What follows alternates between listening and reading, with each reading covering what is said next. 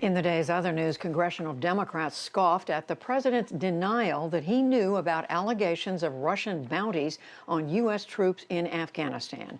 The New York Times reported that he received a written intelligence briefing in February.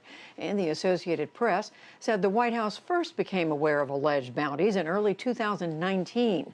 After being briefed by White House officials today, House Intelligence Committee Chairman Adam Schiff said that is information the president ought to have known. There are frequently times where the President of the United States will be briefed along with caveats. This is what the community has to say. This is our assessment. This is the limits of it.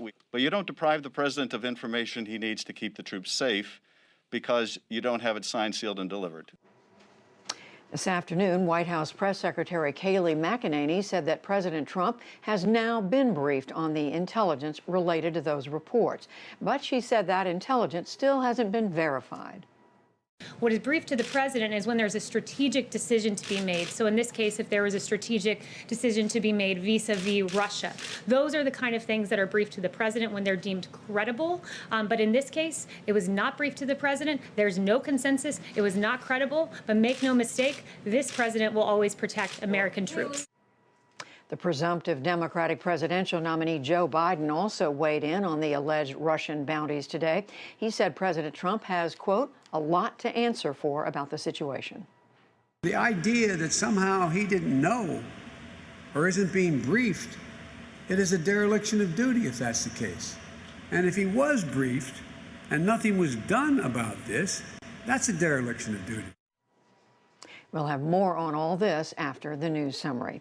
The Supreme Court has made it easier for religious schools to obtain public funds. The 5-4 conservative majority upheld a Montana scholarship program for private education that makes donors eligible for state tax credits. Montana's highest court previously struck that down as a violation of the state's ban on state aid to religious schools. In China, President Xi Jinping signed the controversial Hong Kong security bill into law today. Beijing lawmakers applauded after passing the legislation that criminalizes secessionist activity in the semi-autonomous territory with up to life in prison. Meanwhile, in Hong Kong, Chief Executive Carrie Lam defended the new law. The legislation will not undermine one country, two systems and Hong Kong's high degree of autonomy. Hong Kong is a free and diversified society. We respect differences in opinion and strive on reaching consensus. But the one country principle is non-negotiable and could not be compromised, as without one country, two systems will stand on shaky ground. The White House National Security Council today vowed to act against, quote, those who smothered Hong Kong's freedom and autonomy. A judge ruled today the former Atlanta police officer charged in the death of Rayshard Brooks can be freed on $500,000 bond while his case is pending. Garrett Rolfe fatally shot Brooks at a Wendy's parking lot earlier this month. He faces 11 charges, including felony murder. Results from last week's Kentucky Democratic Senate primary race are now in. Former Marine pilot Amy McGrath narrowly edged out progressive Charles Booker. She will take on Senate Majority Leader Mitch McConnell in November.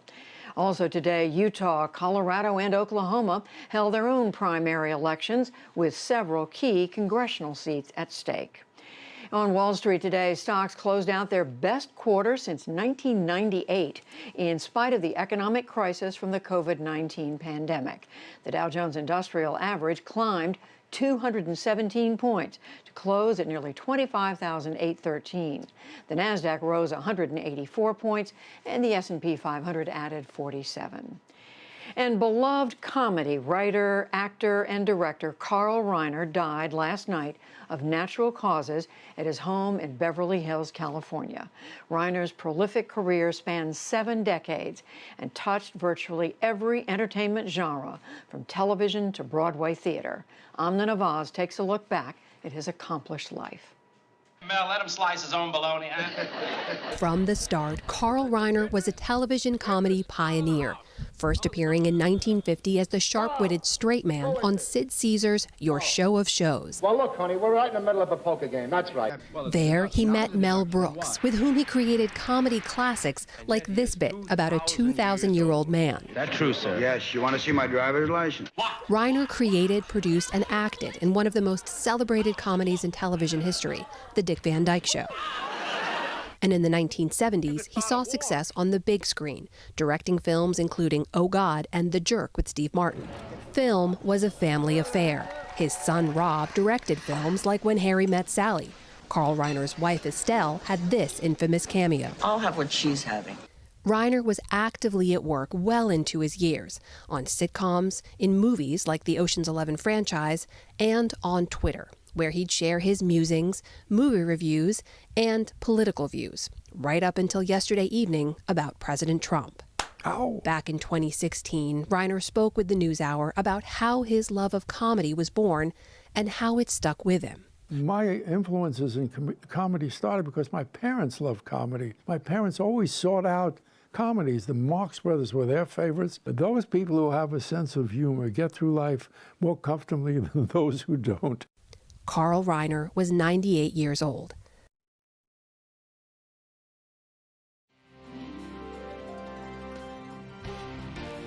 This is the PBS NewsHour from WETA Studios in Washington and in the West from the Walter Cronkite School of Journalism at Arizona State University.